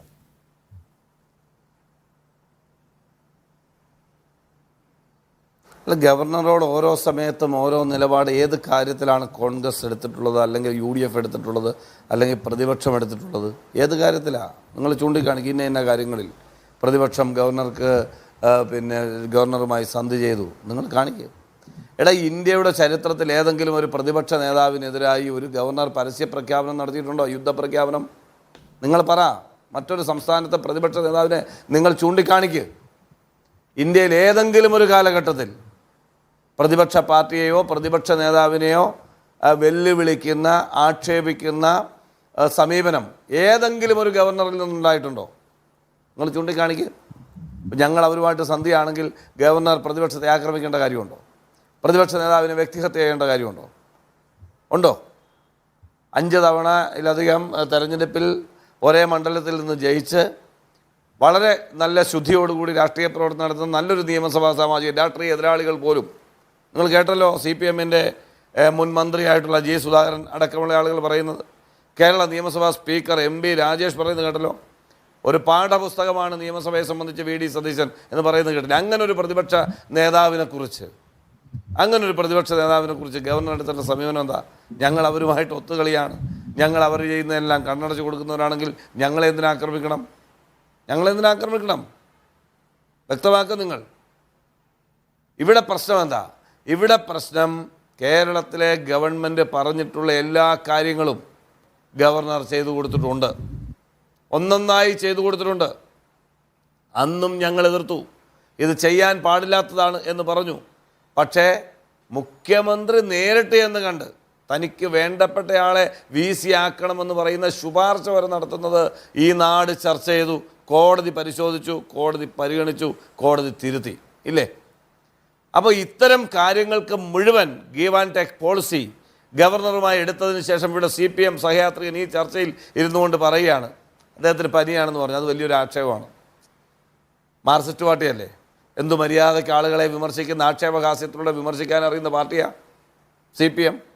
CPM-നെ സംബന്ധിച്ചോ, CPM-ന്റെ മന്ത്രിമാരെ സംബന്ധിച്ചോ, മുഖ്യമന്ത്രിയെ സംബന്ധിച്ചോ ഏതെങ്കിലും നിലയിൽ വെല്ലുവിളിയുടെ സ്വരമല്ലാതെ, അവരെ ആക്രമിക്കുന്ന മനോഭാവമല്ലാതെ അവർക്കെതിരെ നിൽക്കുന്ന ആർക്കെതിരെയാണ് അവർ സൗമനസ്യത്തോടുകൂടി പ്രതികരിച്ചിട്ടുള്ളത്? ചൂണ്ടിക്കാണിക്കുക. നിങ്ങൾ ചൂണ്ടിക്കാണിക്കുക. പ്രതിപക്ഷത്തെ ആയാലും ഗവർണറെ ആയാലും കേന്ദ്ര സർക്കാരിനെ ആയാലും വിമർശിക്കേണ്ട സന്ദർഭത്തിൽ പ്രസംഗവേദിയിലാവട്ടെ സഭയ്ക്കകത്താകട്ടെ ആഞ്ഞടിച്ച് സംസാരിക്കാൻ ആവേശം കാണിച്ചിരുന്ന ആളുകൾ എന്തുകൊണ്ട് കേന്ദ്ര സർക്കാരിനെ സംസാരിക്കുന്നില്ല? ഐക്യ ജനാധിപത്യ മുന്നണി ഡൽഹിയിൽ പോയി ജന്തർ മന്ദറിൽ കേന്ദ്ര സർക്കാരിനെ ഈ കാലയളവിൽ പിണറായി വിജയൻ സർക്കാരിൻ്റെ കാലയളവിൽ സമരം നടത്തിയിട്ടുണ്ട്. ഞങ്ങൾ സമരം നടത്തിയിട്ടുണ്ട്. ഞാനും ആ സമരത്തിൽ പങ്കെടുത്ത ആളാണ്. ശ്രീ രാഹുൽ ഗാന്ധി ആ സമരത്തിൽ പങ്കെടുത്ത ആളാണ്. കേരളത്തിലെ UDF-ൻ്റെ മുഴുവൻ നേതാക്കളും പങ്കെടുത്ത സമരം ഡൽഹിയിൽ നടന്നിട്ടുണ്ട്. നിങ്ങൾ പരിശോധിച്ച് നോക്കുക രേഖകൾ. എന്തുകൊണ്ട് LDF തീരുമാനിച്ച് മണിക്കൂറുകൾക്കകം കേന്ദ്ര സർക്കാരിനെതിരെ സമരം ചെയ്യേണ്ട, കേവലം ഒരു സമ്മേളനം മതി എന്ന് തീരുമാനിക്കുന്നു? പറയട്ടെ കേരളത്തിലെ പൊതുസമൂഹത്തോട് അതിൻ്റെ കാരണം പറയണ്ടേ? എന്തുകൊണ്ടാണ് ഇവർക്ക് പറയാൻ കഴിയാത്തത്? ലാൽകുമാർ ഇവിടെ ഇരുന്ന് വളച്ചു കെട്ടി ബില്ല്, ആക്ട്, ഗവർണറുടെ ഡ്യൂട്ടിയൊക്കെ പഠിച്ചു. നമ്മൾ ഗവർണറുടെ ഡ്യൂട്ടി പഠിക്കാനല്ലോ ഇന്നത്തെ ദിവസം കേരളത്തിൽ നടക്കേണ്ട നയപ്രഖ്യാപന പ്രസംഗത്തിൽ മൈ ഗവൺമെൻറ്, താങ്കൾ ചോദിച്ചു, ഞാൻ അതിനുമുമ്പ് ചർച്ചയിൽ പറഞ്ഞു, എൻ്റെ ഗവൺമെൻറ് എന്ന ഒരു വരി ഈ 1 മിനിറ്റ് 27 സെക്കൻഡ് നീണ്ട സമയത്ത് അവിടെ നിന്നുകൊണ്ട് ഇത് എൻ്റെ ഗവൺമെൻറ് നയപ്രസംഗം നിങ്ങളുടെ പരിഗണനയ്ക്ക് വയ്ക്കുന്നു, അല്ലെങ്കിൽ ഇത് ഞാൻ ഇതാ വെക്കുന്നു എന്ന് പറഞ്ഞുകൊണ്ട് ടേബിൾ ചെയ്യണ്ടേ?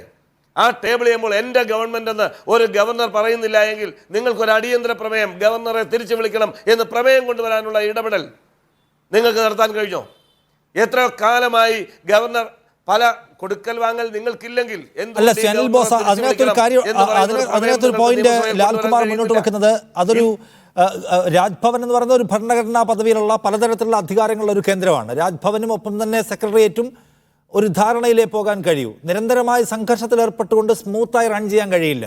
അപ്പോൾ അതുകൊണ്ട് പലതരത്തിലുള്ള ഭരണഘടനാപരമായ അച്ചടക്കം കാണിക്കേണ്ടി വരും. അതിനെല്ലാം രാഷ്ട്രീയ സന്ധി എന്ന് വിളിക്കരുത് എന്നാണ്.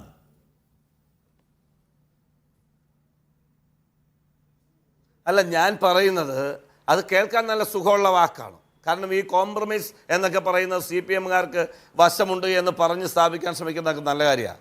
എൻ്റെ ചോദ്യം, ഈ ഗവർണർ സംസ്ഥാനത്തെ അസ്ഥിരപ്പെടുത്തുന്നുണ്ട് എങ്കിൽ, സംസ്ഥാന ഗവൺമെൻറ് പ്രവർത്തനങ്ങളെ അട്ടിമറിക്കാൻ ശ്രമിക്കുന്നുണ്ട് എങ്കിൽ, ഇവർ പറയുന്ന റിയാലിറ്റി, ആ റിയാലിറ്റിയിൽ നിന്നുകൊണ്ട് ഇവർ ഒത്തുതീർപ്പ് കച്ചവടമല്ലെങ്കിൽ എന്തുകൊണ്ട് കേന്ദ്രത്തോട്, രാഷ്ട്രപതിയോട് ഗവർണറെ തിരിച്ചു വിളിക്കണം എന്നാവശ്യപ്പെടാനുള്ള ആർജവം ഇന്നത്തെ കേരള ഗവൺമെൻറ് ഇല്ല എന്നതാണ് എൻ്റെ ചോദ്യം.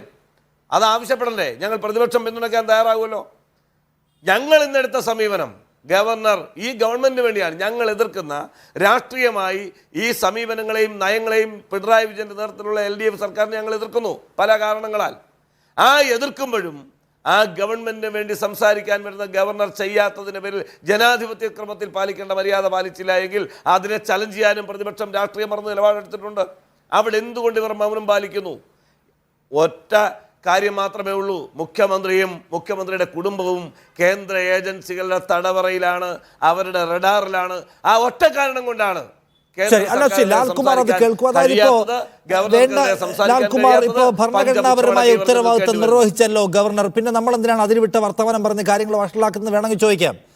പക്ഷേ LDF സർക്കാരിൻ്റെ മുമ്പിൽ ഒരു രാഷ്ട്രീയ ആവശ്യം മുന്നിൽ നിൽക്കുന്നില്ലേ? കാരണം ഒന്നാമത്തെ തെരഞ്ഞെടുപ്പ് കാലമാണ്. അപ്പോൾ അവിടെ BJP-യുടെ അമിതാധികാരത്തെ, ഫെഡറലിസത്തിന് മേലുള്ള കടന്നുകയറ്റത്തെ ഞങ്ങൾ രാഷ്ട്രീയമായി ചെറുക്കും, ഞങ്ങൾക്ക് ഇതൊരു പൊളിറ്റിക്കൽ പൊസിഷൻ ഉണ്ടെന്ന് സന്ദേശം കൊടുക്കാൻ നല്ല വർത്തമാനം പറയണ്ടേ?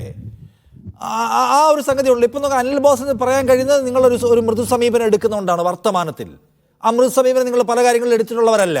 അത് നിങ്ങളുടെ പൊളിറ്റിക്കൽ പൊസിഷൻ ഒരു ക്ലാരിറ്റി വരുത്താൻ ആ നിലയ്ക്കുള്ള ഒരു പ്രതികരണം ഉണ്ടായിട്ടില്ല. മറിച്ച് ഒരു മൃദുഭാവിയാവുകയാണ്. ഞാൻ ചാൻസലർ പദവി ഒഴിയാമെന്ന് പറഞ്ഞപ്പോൾ അയ്യോ അങ്ങ് ഒഴിയരുതേ, അങ്ങ് തന്നെ ഇരുന്ന് സഹായിക്കണം എന്ന് പറഞ്ഞ മട്ടിൽ അതെന്തിനാണ് അങ്ങനെ എടുക്കുന്നത്? ആത്യന്തികമായ കാര്യം ഇതാണ്. സംഘാണ് അപ്പുറത്തുള്ളത്. സംഘിനോട് സമവായം സാധ്യമല്ല. പക്ഷെ നിങ്ങൾ സമവായത്തിന്റെ സാധ്യത നിരന്തരമായി തേടുന്നുണ്ടോന്നാണ്. അല്ല, നിങ്ങൾക്ക് ഈ മര്യാദഘട്ട അഭിപ്രായത്തിലേക്ക് പോകണമെന്നുണ്ടെങ്കിൽ നിങ്ങൾ പോക്കൂ.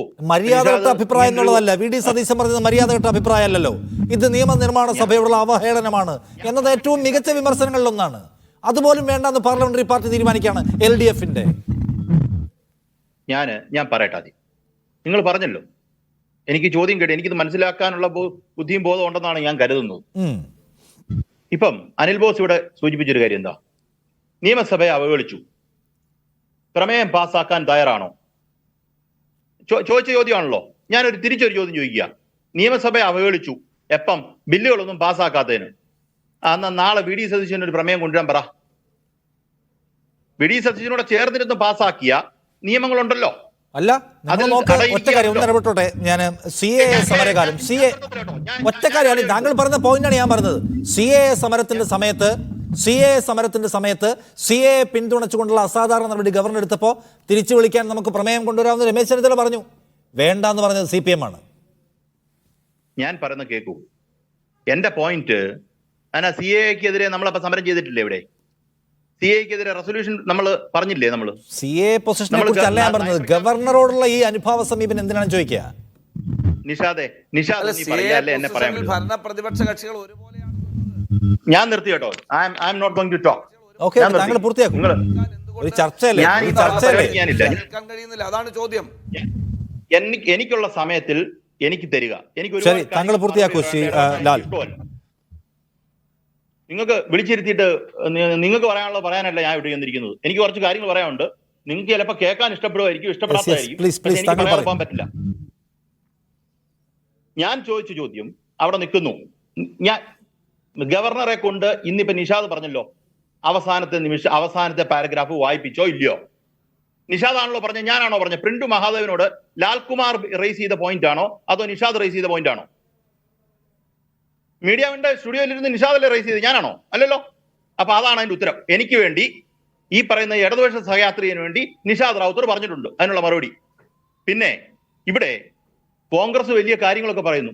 യൂത്ത് കോൺഗ്രസിന്റെ പരിപാടിക്കകത്ത് ഈ പറയുന്ന സംഘപരിവാറിന്റെ ഏജന്റായിട്ട് വർക്ക് ചെയ്യുന്ന ഈ ഗവർണർ എന്ന് പറയുന്ന ആളെ വിളിച്ചതാ.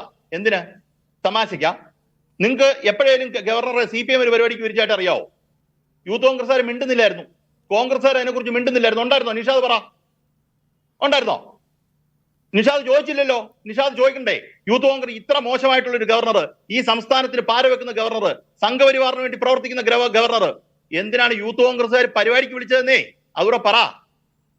ഇച്ചിരി വിളിക്കണം, അത് പറയണമെങ്കിൽ മറുപടി പറയണ്ടേ? വേണ്ടേ? പിന്നെ ഗവർണർക്കെതിരെ പ്രതികരിക്കുന്നുണ്ടോ? ഈ നാട്ടിലെ ഏറ്റവും വലിയ ഇൻസ്റ്റിറ്റ്യൂഷൻ, ഗവൺമെന്റ് കഴിഞ്ഞാൽ പിന്നെ ഏറ്റവും വലിയ ഇൻസ്റ്റിറ്റ്യൂഷൻ, ഗവൺമെന്റ് കഴിഞ്ഞാൽ എന്നുള്ളതല്ല, ആ പ്രയോഗം ഞാൻ പിൻവലിക്കുകയാണ്, സുപ്രീം കോടതിക്ക് മേളിലായിട്ടൊരു ഇൻസ്റ്റിറ്റ്യൂഷൻ ഇന്നില്ല. അവിടെ ഈ പറയുന്ന ഓരോ വിഷയവും സംസ്ഥാന സർക്കാരിനെതിരെ പ്രവർത്തിക്കുന്നതുമായി ബന്ധപ്പെട്ട് നമ്മൾ പെറ്റീഷൻ കൊടുത്തിട്ടുണ്ടോ ഇല്ലയോ? ഉണ്ടോ? നമ്മൾ എന്തിനാണ് പ്രസിഡന്റ് ഓഫ് ഇന്ത്യക്ക് നിങ്ങൾ ലെറ്റർ അയക്കുന്നത്? പ്രസിഡന്റ് ഓഫ് ഇന്ത്യ വർക്ക് ചെയ്യേണ്ടത് aid and advice of the council of ministers ആണെന്ന് അറിയാവോ അനിൽ ബോസിന്? പ്രസിഡന്റ് ഓഫ് ഇന്ത്യക്ക് ഇൻഡിപെൻഡന്റ് ലോക്കൽ സ്റ്റാൻഡ് ഇല്ലെന്ന് അനിൽ ബോസിന് അറിയാവോ? അത് എനിക്കറിയാം. അപ്പൊ ചുരുക്കത്തിൽ പറഞ്ഞാൽ പ്രസിഡന്റ് ഓഫ് ഇന്ത്യക്ക് ലെറ്റർ എഴുതുന്നത് അദ്ദേഹം ഒരു തീരുമാനം എടുക്കണമെങ്കിൽ കൗൺസിൽ ഓഫ് മിനിസ്റ്റേഴ്സ് ആണ് തീരുമാനം എടുക്കേണ്ടത്. അങ്ങനെയുള്ള ഒരു പ്രോസസ്സിനെക്കാട്ടും നല്ലത് ലിറ്റിഗേഷൻ പ്രോസസ്സിലേക്ക് പോകുന്നതാണെന്ന് ഈ സംസ്ഥാന സർക്കാർ തീരുമാനമെടുത്തത് മോശമായിട്ടാ? ഗവർണറെ പേടിച്ചിട്ടാ? നിങ്ങൾക്ക് അങ്ങനെയൊക്കെ പറയാം. നിങ്ങൾ പറയുന്നൊന്നും മൈൻഡ് ചെയ്യാനിവിടെ നമ്മൾ വിചാരിക്കണ്ട. അപ്പൊ നിങ്ങൾക്ക് അതുപോലെ നിഷാദ് ഈ പറയുന്ന നിയമവുമായി ബന്ധപ്പെട്ട് കുറച്ച് കാര്യങ്ങൾ പറഞ്ഞല്ലോ. എവിടെയാണ് ഇവരെ ഇരട്ടത്താപ്പെടുത്തത്? നമ്മൾ ലാൻഡ് അസൈൻമെന്റ് ആക്ട് എന്ന് പറഞ്ഞൊരു ആക്ടിന്റെ അമെന്റ്മെന്റ് കൊണ്ടുവന്നല്ലോ. അത് ഗവർണർ ഒപ്പിട്ടിട്ടില്ല. ഒപ്പിട്ടോ? കോൺഗ്രസ്സുകാർ പിന്നെ മിണ്ടിയോ അതുമായിട്ട് ബന്ധപ്പെട്ട്? ഒരു സമരം നടത്തിയോ അതുമായി ബന്ധപ്പെട്ട്? ഇല്ല.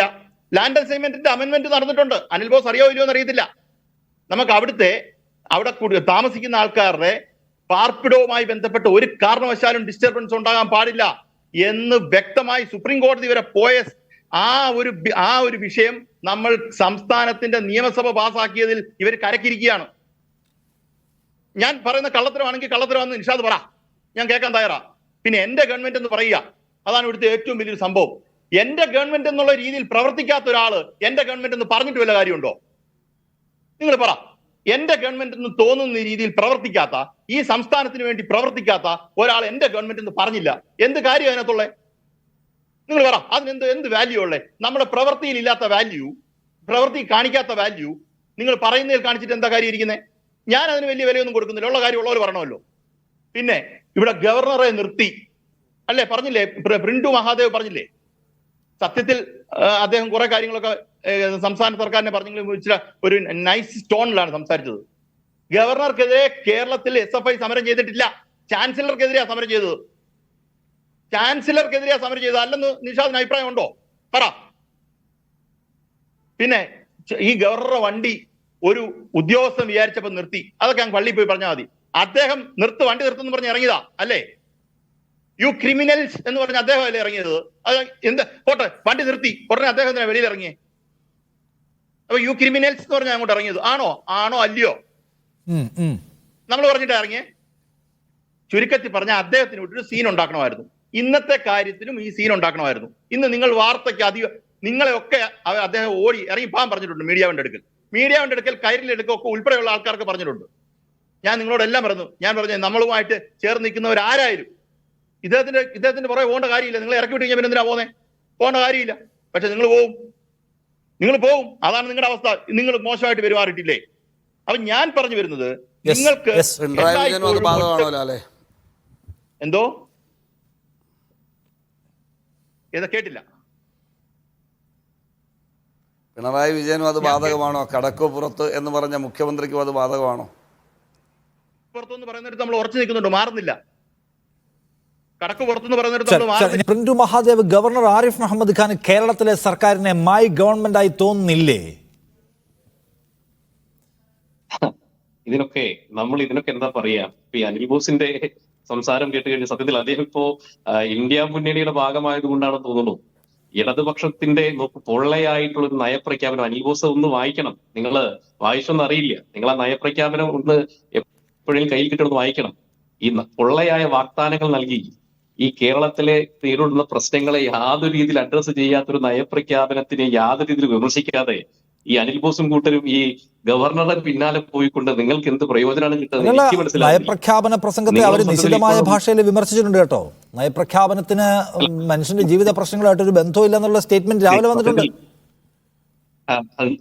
നൗഷാദ് സാർ, സത്യത്തില് ഒരു ധവളപത്രം ഇറക്കിയിട്ട് കേരളത്തിന്റെ പ്രശ്നങ്ങൾ പരിഹരിക്കാനുള്ള സമഗ്രമായിട്ടുള്ള ഏതെങ്കിലും രീതിയിലുള്ള കാര്യമാണ് കേരള നിയമസഭ ചെയ്യേണ്ടത്. അതിനു പകരം അന്ധമായിട്ടുള്ള കേന്ദ്ര സർക്കാരിന്റെ വിരോധം കൊണ്ടും ഒരിക്കലും നടക്കാത്ത ഉട്ടോപ്യൻ ആശയങ്ങളെ പ്രകീർത്തിച്ചുകൊണ്ട് ഈ കേരളത്തിൽ നടത്തിയിട്ടുള്ള ഈ നയപ്രഖ്യാപനം, അതിന്റെ സാധ്യതകളെ കുറിച്ചും അതിന്റെ കാര്യങ്ങളും നിങ്ങൾ കോൺഗ്രസ്സുകാർ പറയുന്നുണ്ടോ? ഒന്നും പറയുന്നില്ല. ഇപ്പോൾ സത്യത്തിൽ ഗവർണർ, നിങ്ങൾ ഇപ്പോഴും മനസ്സിലാക്കുക, അനിൽ ബോസിന് ഇപ്പോഴും കാര്യങ്ങൾ വ്യക്തമായില്ലെന്ന് തോന്നുന്നു. കൃത്യമായിട്ട് ഗവർണർ യാതൊരു വിധത്തിൽ തെറ്റും ചെയ്തിട്ടില്ല സാർ. ഏതൊരു ഭരണഘടനാപരമായിട്ട് അദ്ദേഹം ചെയ്യേണ്ട ദൗത്യങ്ങൾ കൃത്യമായി നിർവഹിച്ചിട്ടാണ് പോയത്. നിങ്ങൾ നോക്കൂ, ഇവിടെ ഇപ്പൊ നേരത്തെ ലാൽ സാർ പറഞ്ഞ പോലെ ഞാൻ ചോദിക്കട്ടെ, ഭരണഘടനാപരമായ ദൗത്യം അദ്ദേഹം നിർവഹിച്ചു എന്ന് പറഞ്ഞാൽ പ്രിന്റു അതിനർത്ഥം അദ്ദേഹം ആ പ്രസംഗത്തെ ഓൺ ചെയ്യുന്നല്ലേ? ആ പ്രസംഗത്തിൽ എന്താണോ ഉള്ളത് അത് ഗവർണർ അവതരിപ്പിച്ചു. മൈ ഗവൺമെന്റ് എന്ന നിലയ്ക്ക് അദ്ദേഹം അത് ഓൺ ചെയ്ത് അവതരിപ്പിക്കുന്നല്ലേ? എന്ന് വെച്ചാൽ അദ്ദേഹത്തിന്റെ പ്രസംഗം എന്ന നിലയ്ക്കാണ് അദ്ദേഹം അതിനെ കാണുന്നല്ലേ? അദ്ദേഹം അത് അവസാന പാരഗ്രാഫ് പറഞ്ഞതോടുകൂടി അദ്ദേഹം നയപ്രഖ്യാപനം നടത്തിയല്ലോ സാർ. അദ്ദേഹത്തിന്റെ നയപ്രഖ്യാപനമാണത്. ഗവർണർ നടന്ന നയപ്രഖ്യാപനം എന്ന് വെച്ചാൽ അതിൽ എഴുതിയിരിക്കുന്ന ഓരോ വാക്കും ഗവർണർ ഓൺ ചെയ്യുന്നു എന്നുകൂടി അർത്ഥമില്ല പ്രിന്റു? അല്ല, ഗവർണർ അത് ഓൺ ചെയ്തു. പക്ഷേ നിങ്ങൾ മനസ്സിലാക്കേണ്ട അദ്ദേഹം തിരുത്തുപോലും ചെയ്തിട്ടില്ല സാർ. അദ്ദേഹം ഇത് അവതരിപ്പിച്ചത്, അദ്ദേഹം അതിനെ അംഗീകരിച്ചു. പിന്നെ വായിക്കാതിരുന്നിട്ട് എന്ത് കാര്യം? വിഷയം തീർന്നു സാർ.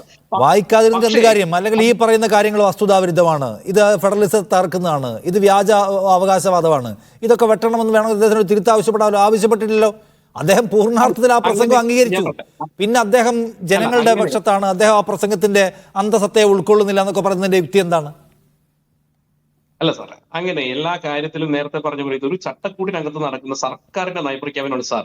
അതിനകത്ത് ഗവർണർക്ക് ഇപ്പൊ CAA-യുമായി ബന്ധപ്പെട്ട് അദ്ദേഹം അന്ന് പറഞ്ഞല്ലോ, ഇന്നലെ അതിനകത്ത് ഏതെങ്കിലും തരത്തിലുള്ള തിരുത്തലുകൾ ഉണ്ടായി? നിങ്ങൾ മനസ്സിലാക്കണം, ഈ CAA സമരവുമായി ബന്ധപ്പെട്ട് അത് കൃത്യമായിട്ട് അവതരിപ്പിക്കപ്പെട്ടില്ലേ? അദ്ദേഹം പറയാൻ ഏതെങ്കിലും കാര്യം തിരുത്തിയോ? അത് ഞാൻ പറയാം. പക്ഷെ നയപ്രഖ്യാപനം സർക്കാരിന്റെ അവകാശമാണ്. അത് എന്ത് പൊള്ളത്തരം പറഞ്ഞാലും, ഏത് രീതിയിലുള്ള നയവൈകല്യങ്ങൾ പറഞ്ഞാലും, എന്ത് തന്നെയായിരുന്നാലും, എന്ത് കപട വാഗ്ദാനങ്ങൾ നൽകിയായിരുന്നാലും, നയപ്രഖ്യാപനം എന്നത് സർക്കാരിന്റെ പോളിസിയാണ് സാർ.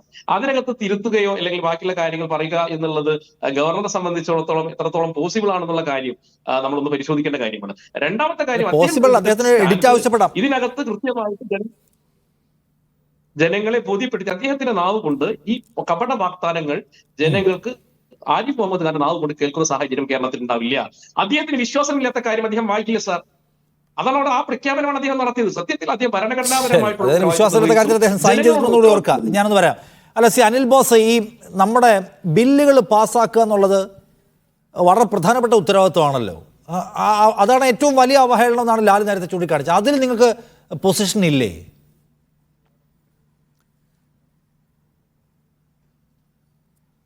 ഞാൻ വളരെ കൃത്യമായിട്ട് ചോദിക്കാൻ ആഗ്രഹിക്കുന്നു. 63 പേജുള്ള നയപ്രഖ്യാപന പ്രസംഗം, ഞാൻ മനസ്സിലാക്കുന്ന 63 പേജാണെന്നാണ്. അപ്പോൾ ഈ 63 പേജിൻ്റെ അടിയിൽ ഒരു വരിയാണെങ്കിലും 2 വരിയാണെങ്കിലും പറഞ്ഞ് ഒപ്പിട്ട് ഗവർണർ സാക്ഷ്യപ്പെടുത്തി സഭയ്ക്ക് കൈമാറിക്കഴിഞ്ഞാൽ അതിൻ്റെ പൂർണ്ണ ഉത്തരവാദിത്വം ഗവർണർക്കാണ്. ആ ഗവർണറുടെ നയപ്രഖ്യാപന പ്രസംഗത്തിൽ പറയുന്ന കാര്യങ്ങൾക്ക് യാതൊരു അടിസ്ഥാനവുമില്ല എന്ന് പ്രതിപക്ഷം നിലപാടെടുത്തിട്ടില്ല എന്നൊരു ചർച്ചയിൽ നിന്നും വന്നൊരു മഹാൻ പറഞ്ഞാൽ വാക്കിന് പൊട്ടുചെവി എന്ന ഒറ്റ വരി മാത്രമാണ് എനിക്കതിനെക്കുറിച്ച് പറയാനുള്ളത്. കേരള നിയമസഭയ്ക്കകത്ത് എടുക്കേണ്ട നിലപാടുകൾ നയപ്രഖ്യാപന പ്രസംഗത്തെ സംബന്ധിച്ചും അതിൽ പറഞ്ഞിരിക്കുന്ന പൊള്ളത്തരങ്ങളെക്കുറിച്ചും ആളുകൾക്ക് നൽകേണ്ട ക്ഷേമ പ്രവർത്തനങ്ങളിൽ വരുത്തിയിട്ടുള്ള വീഴ്ചകളെ സംബന്ധിച്ച് അടക്കം നിരവധി കാര്യങ്ങൾ ചൂണ്ടിക്കാണിച്ചുകൊണ്ട് പൊളിറ്റിക്കൽ പൊസിഷൻ പ്രതിപക്ഷ പാർട്ടി എന്നുള്ള നിലയിൽ ഐക്യ ജനാധിപത്യ മുന്നണി എടുത്തിട്ടുണ്ട്. പിന്നെ ഞാൻ ചോദിക്കട്ടെ, നിയമസഭയിൽ ബില്ല് കൊണ്ടുവരുന്നു, ഏകപക്ഷീയമായ ഭൂരിപക്ഷമുള്ള ഗവൺമെൻറ്റാണ് ഇവിടെ. ഏകപക്ഷീയമായ ഭൂരിപക്ഷം ഇല്ലേ? ഞങ്ങൾ വാക്കൗട്ട് ചെയ്താലും ഞങ്ങൾ എതിർത്താലും വോട്ടിലിട്ടാലും ജയിപ്പിക്കാൻ കഴിയുന്ന ഭൂരിപക്ഷം ഉള്ള ഗവൺമെൻറ്റാണ് സ്റ്റേറ്റിലുള്ളത്, സെൻട്രലും ഉള്ളത്. അപ്പോൾ സ്റ്റേറ്റ് ഗവൺമെൻറ് ഒരു ബില്ല് സഭയിൽ പാസ്സാക്കി എടുക്കാൻ അവർക്ക് യാതൊരു പാടുമില്ല. സഭ ചേരാത്ത സാഹചര്യം എന്നാൽ ഓർഡിനൻസായി കൊണ്ടുവരാൻ അവർക്കൊരു പാടുമില്ല. അത് അംഗീകരിക്കുന്നില്ലെങ്കിൽ അതിന് പോരാട്ടം നടത്തേണ്ടതിൻ്റെ ഉത്തരവാദിത്വം പ്രതിപക്ഷ നേതാവിനാണോ? എനിക്ക് മനസ്സിലാകുന്നില്ല. കേരള മുഖ്യമന്ത്രിയുടെ കസേരയിൽ VD സതീശനാണോ ഇരിക്കുന്നത്? എനിക്ക് മനസ്സിലാകുന്നില്ല. കേരള ഗവൺമെൻറ് ഒരു ഓർഡിനൻസ് കൊടുത്തിട്ട് ഗവർണർ ചെയ്യുന്നില്ലെങ്കിൽ അതിന് ഫൈറ്റ് ചെയ്യേണ്ടത് പ്രതിപക്ഷമാണോ? ഒന്ന് വ്യക്തമാക്കി താ, എനിക്ക് അറിയാത്തത് കൊണ്ടാണ്.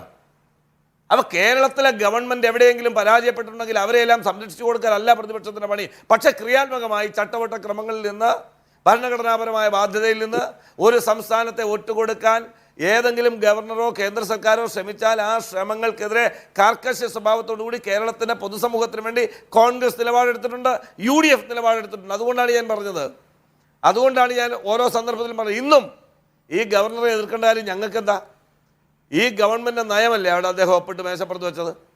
ആ ഒപ്പിട്ട് വെച്ചപ്പോൾ വളരെ കൃത്യമായി അദ്ദേഹം തിരുത്തുന്നില്ല എങ്കിൽ അതിൻ്റെ അകത്ത് ഈ പറയുന്ന അടിസ്ഥാനമില്ലാത്ത കാര്യങ്ങൾ ഗവൺമെൻറ് എഴുതി ചേർത്തിട്ടുണ്ടെങ്കിൽ അത് കറക്റ്റ് ചെയ്യാനുള്ള പവറുണ്ട് ഗവർണർക്ക്. അത് ചെയ്യാതെ അത് മുഴുവൻ സമ്മതിച്ചു കൊടുത്ത് ഒപ്പിട്ട് കൊടുത്ത് സഭയ്ക്കകത്ത് വെച്ചപ്പം ഞങ്ങൾക്ക് ഗവർണറെ എതിർക്കേണ്ട കാര്യമില്ല. പക്ഷേ ഗവർണർ ധാർമ്മിക മര്യാദയുടെ അടിസ്ഥാനത്തിൽ ഇന്ന് വരെ കേരളത്തിൻ്റെ ചരിത്രത്തിൽ ഇല്ലാത്ത ധിക്കാരമാണ് കേരള നിയമസഭയോട് കാണിച്ചത് എന്ന് വളരെ കൃത്യമായി പ്രതിപക്ഷം പൊസിഷൻ എന്തുകൊണ്ടാണ് ഞങ്ങൾ എടുത്തത്? അത് ജനാധിപത്യ ക്രമത്തിൽ പാലിക്കേണ്ട മര്യാദ ഗവർണർ പാലിച്ചിട്ടില്ല എന്നതുകൊണ്ടാണ്. പക്ഷേ ഗവർണർ അവിടെ സഭയിൽ സമർപ്പിച്ച നയപ്രഖ്യാപന പ്രസംഗത്തിലെ മുഴുവൻ ഗവർണറുടെ കാര്യത്തിൽ ശരിയായ പ്രശ്നം എടുത്തിട്ടുണ്ടെന്നാണ്. അല്ല, ലാൽകുമാർ നോക്കൂ, ഇവിടെ ലാൽകുമാർ ഇപ്പൊ ഈ ആരിഫ് മുഹമ്മദ് ഖാൻ തീരുമാനിച്ചാണ് വന്നിട്ടുള്ളത്. ആരിഫ് മുഹമ്മദ് ഖാൻ ഞാൻ RSSകാരനാണ് എന്ന് അഭിമാനത്തോടെ വിളിച്ചു പറഞ്ഞ ആളാണ്. ആരിഫ് മുഹമ്മദ് ഖാനെ പോലെ ഒരുപാട് ഗവർണർമാർ രാജ്യത്തെമ്പാടുമുണ്ട്. തൊട്ടടുത്തുള്ള RN രവിയെ നമുക്കറിയാവുന്നതാണ്. സോ രാജ്ഭവനുമായിട്ടുള്ളൊരു ഹെൽത്തി റിലേഷൻഷിപ്പിൻ്റെ സാധ്യത ഇനി എന്തുമാത്രമാണ് ഈ പുതിയ സാഹചര്യത്തിൽ, ഈ രാഷ്ട്രീയ സാഹചര്യത്തിൽ ലാൽകുമാർ? നോക്കൂ, നമുക്ക് നമ്മുടെ റിയാക്ഷൻസ് മൾട്ടിഫേസറ്റഡ് ആണ്. നമുക്ക് ഒറ്റ രീതിയിൽ മാത്രമായിട്ട് നമുക്ക് ഒരു കാര്യത്തിൽ അപ്രോച്ച് ചെയ്യാൻ പറ്റില്ല. രാഷ്ട്രീയമായിട്ട് ഇടപെട്ടെടുത്ത് രാഷ്ട്രീയമായിട്ട് ഇടപെടും, സൈലൻസ് കീപ്പ് ചെയ്യേണ്ടടുത്ത് സൈലൻസ് കീപ്പ് ചെയ്യും, സുപ്രീം കോടതി പോകേണ്ടടുത്ത് സുപ്രീം കോടതി പോകും. ഇങ്ങനെ ഒരു എന്താ മൾട്ടി ലെവലിലുള്ള ഒരു കാര്യമാണ് നമ്മൾ ചെയ്യുന്നത്. അതിപ്പോ കോൺഗ്രസിന് ഇപ്പം വളരെ സിമ്പിൾ ആയിട്ട് കാര്യങ്ങൾ പറയാൻ പറ്റുന്നത് അവർക്ക് ചുമ്മാ പറഞ്ഞാൽ മാത്രം മതി. അതുകൊണ്ടാണ് നോക്കൂ, കോൺഗ്രസിന്റെ ഇപ്പൊ RSS ആണ് എന്നൊക്കെ പറഞ്ഞല്ലോ ഇവിടെ. I will go with BJP if I want എന്ന് പറഞ്ഞ ഒരു KPCC അധ്യക്ഷനാണ് ഇവിടെ ഉള്ളത് അല്ലെ. KPCC അധ്യക്ഷൻ പറഞ്ഞ എന്തുവാ? I will go with BJP if I want. പറഞ്ഞോ ഇല്ലയോ? ഞാൻ പറഞ്ഞോ ഇല്ലയോ? RSSന്റെ കാര്യാലയങ്ങൾക്ക് ഞാൻ സപ്പോർട്ട് ചെയ്തിട്ടുണ്ട്. BJPയുടെ RSSന്റെ വോട്ട് ഞങ്ങൾ വാങ്ങിച്ചിട്ടുണ്ട് എന്ന് പറഞ്ഞ ആളാ കേരളത്തിലെ മുഖ്യമന്ത്രി.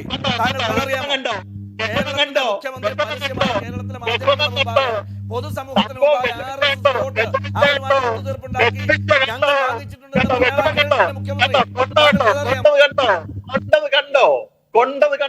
ഓക്കെ, താങ്കളുടെ പോയിന്റ് പൂർത്തിയാക്കും. അടിസ്ഥാനരഹിതമായ കാര്യം പറഞ്ഞാൽ ഇടപെടും. കേരളത്തിലെ മുഖ്യമന്ത്രിയാണ് വോട്ട് മേടിച്ച് ജയിച്ചിട്ടുള്ളത് എന്ന് പിണറായി പരസ്യമായി കേരള പൊതുസമൂഹത്തോട് പറഞ്ഞിട്ടുണ്ട്. ശരി, ഞാൻ കേട്ടു ചാനൽ ബോസ്. ഞാൻ ചോദിച്ചോട്ടെ നിഷാദെ, ഞാൻ മുമ്പേ പറഞ്ഞ സെന്റൻസ് ഈ സംസ്ഥാനത്ത് സുധാകരൻ പറഞ്ഞതാണോ അല്ലയോ? നിങ്ങൾ നിഷ്പക്ഷനായ മാധ്യമ പ്രവർത്തനല്ലേ? നിങ്ങൾ പറ ഈ രാജ്യത്തോട്. ശരിയാണ്, എനിക്ക് തർക്കമില്ല. താങ്കളുടെ പോയിന്റ് പറയും. Sudhakaran I will go with BJP എന്ന് പറഞ്ഞു അല്ലേ?